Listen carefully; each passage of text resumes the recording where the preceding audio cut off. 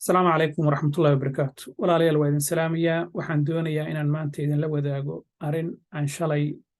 مقالة عن شوق عن واركي أما عن لكل مي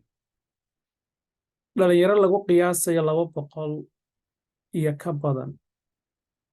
أو ككليميد شانتا الصومالي إيو meelihii kale Soomaalidu ay deganeedeen sida Yurub iyo Asia oo magangeliyo doon ah oo magaaladeennii soo buux dhaafiyey marka midna horta waata alxamdulilah iyagii oo nabad qaba hadeeba aanu ay yimaadeen ta kalese waxay tahay kulankii aan la kulmay iyo casharadii aan ka bartay iyo sheekooyinkii ay la wadaageen ee xanuunka badan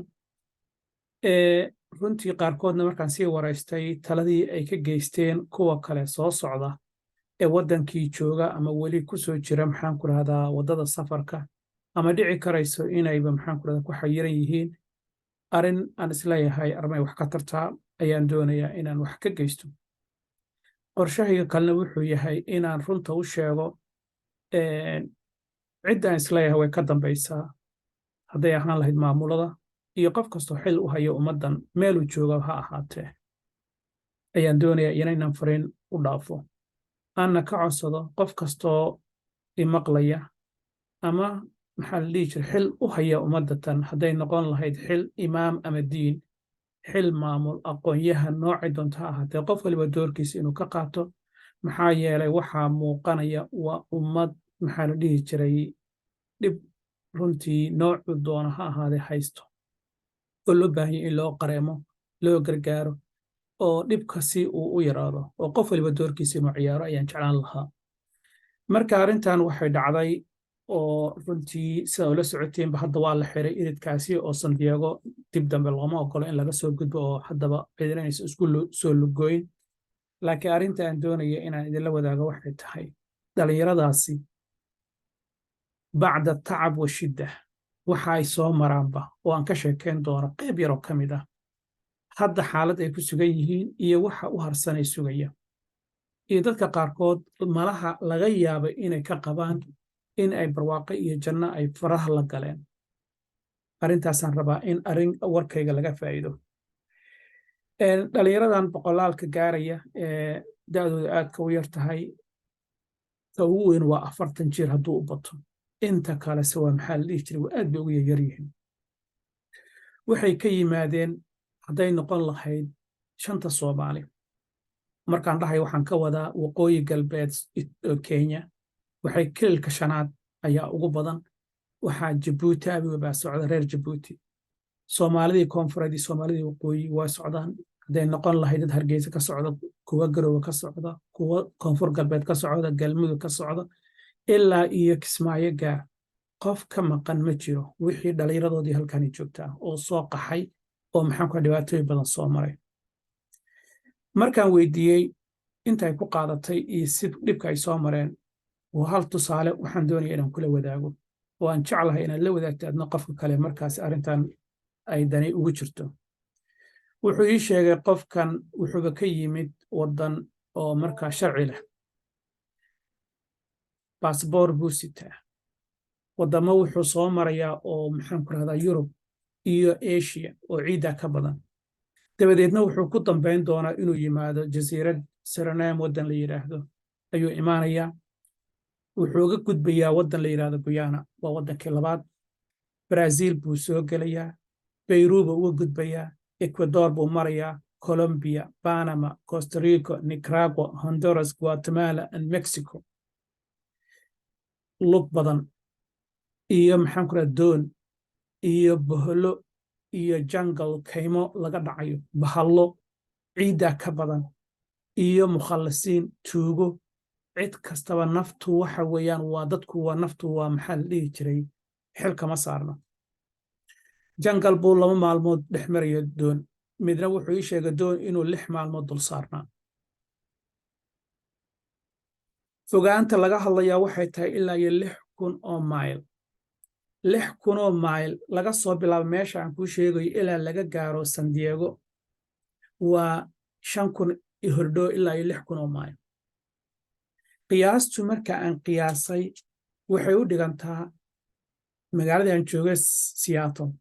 oo laga safro ama laga sodcaalo oo la tago Sydney Australia loo lugeeyo ay wax yar maxaan ku rahdaa ay ka yar tahay amase waxayba maxaan ku rahdaa u dhigan tahay nin Qaahira ka lugeeyo oo maxaan ku rahdaa Koonfur Afrika u lugeeyo oo kale oo inta dadku ay soconayaan oo ay rafaadayaan oo ay naftooda qadimeen wax kasta oo ka soo horbaxa ay halis ugu yihiin in la dilo in wax kasta lagu sameeyo taasi waa arrin runtii u baahan qof kasta inuu maxaan ku rahdaa ka fikiro waa wadan luqadooda aadan aqoon waa wadan aadan maxaan ku rahdaa dhulkiisa aadan aqoon iyo halis badan oo ciidaa ka badan dadku waxay ka sheekeen nin walba taariikhda safaraha murxay iyo maxaan ku rahdaa waxyaalaha ku dhacay runtii lama soo koobi karo taa markaan ka soo gudbo waxaa iigu yaabka badneed kuwa Yurub ka imaanaya kuwa Yurub degan oo sharci ku leh oo benefit ku haysta guryo degan lacag u soo dhacdo ayaa soo qaxay kuwa waxaa ku jira Carabaha ku dhashay aan weligii Soomaali arag af Soomaali uu dhib ku yahay oo luqadda Carabiga kaliya ku hadla ayaa soo qaxay oo wadada soo maray waxaa ku jira kuwa agaasimayaal ka ahaa wadamadaas Soomaalidu ay degto ma sheegayo gaar ahaan meeshay ahayd dadka maamulka haystay ayaa ku jira dad ganacsataa ku jiray oo inta uu Dubai u yimid inuu maxaan ku rahdaa ganacsi sameeyo halkii uu ganacsigu u celin lahaa maxaan ku rahdaa meeshii uu ka yimid jigjiga ahayd waxaa dhacdaba inuu haddana safarkan soo galayba maxaa yeelay kuwa halkan jooga ayaa u been sheegay oo kuwaasina waa ka hadli doonaa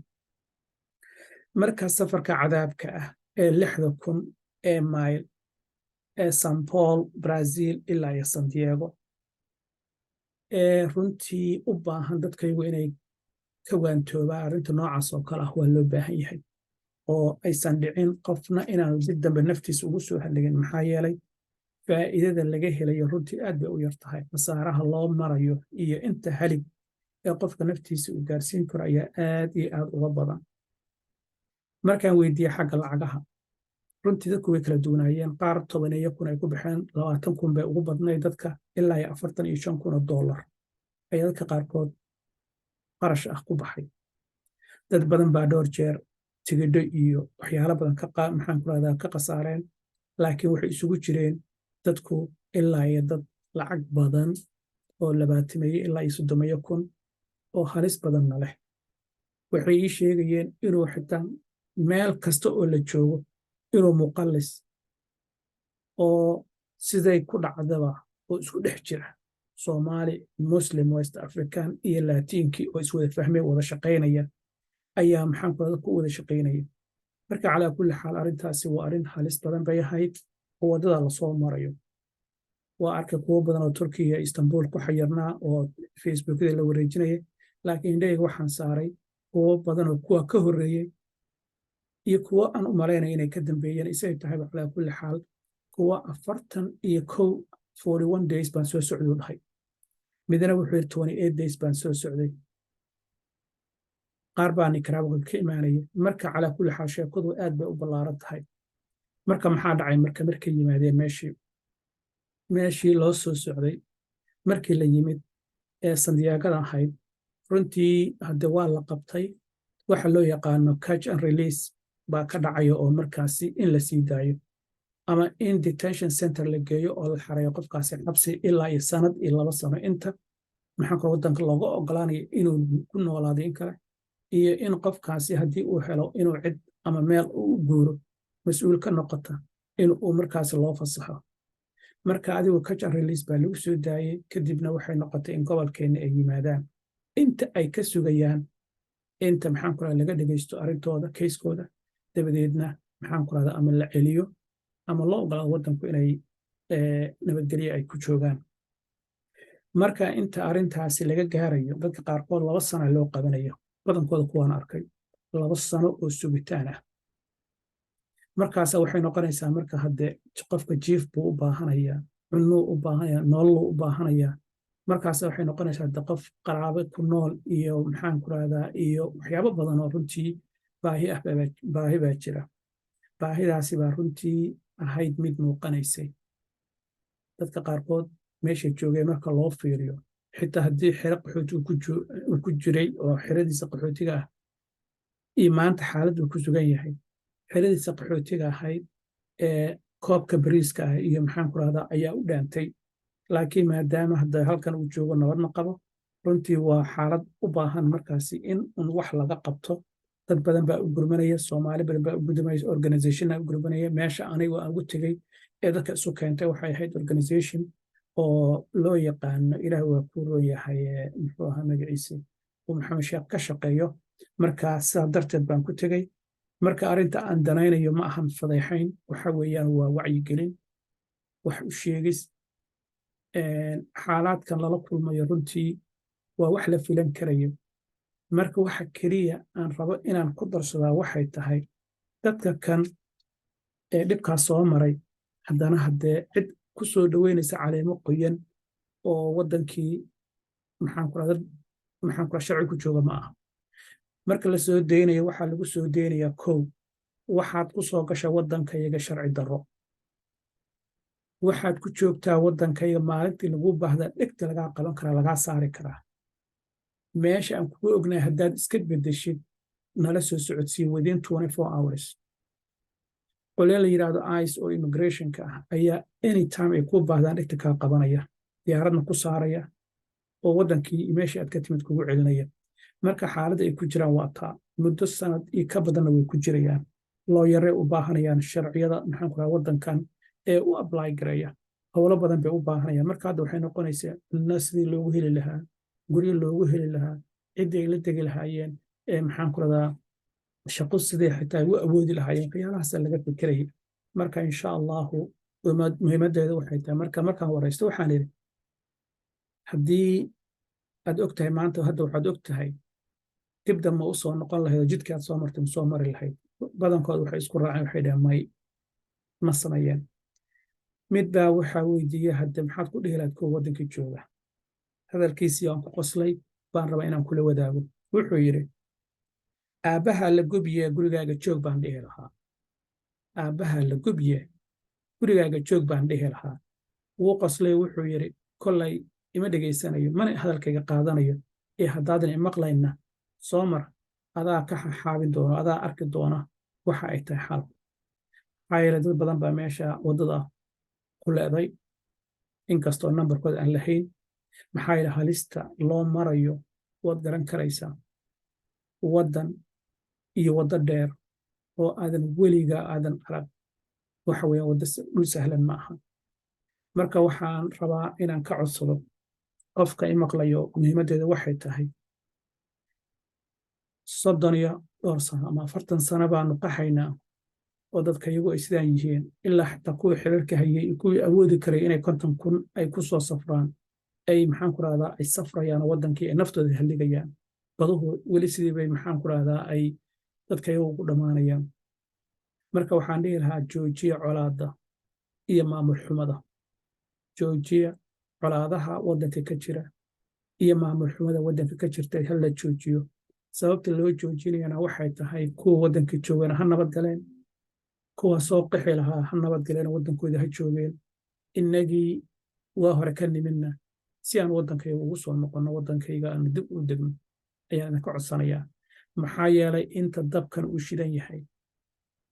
dabku inta uu shidan yahay, biyuhu way karayaan, dadkii wixii waddanka joogana way soo qaxayaan, qof waliba naftiisuu biimaynayaa. marka waxa meesha ka socdana waa arrintaasi ee waddankii walaalayaalow,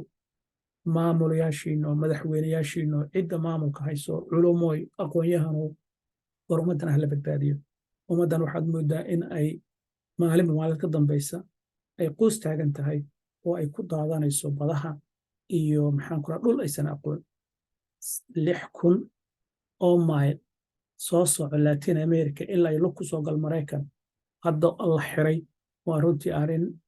maxaa la dhihi jiray aan la qaadan karin oo cadaab ah. waa cadaab. ilaah naga badbaadiya cadaabkaasi. asalaamu calaykum waraxmatullaahi wabarakaatu.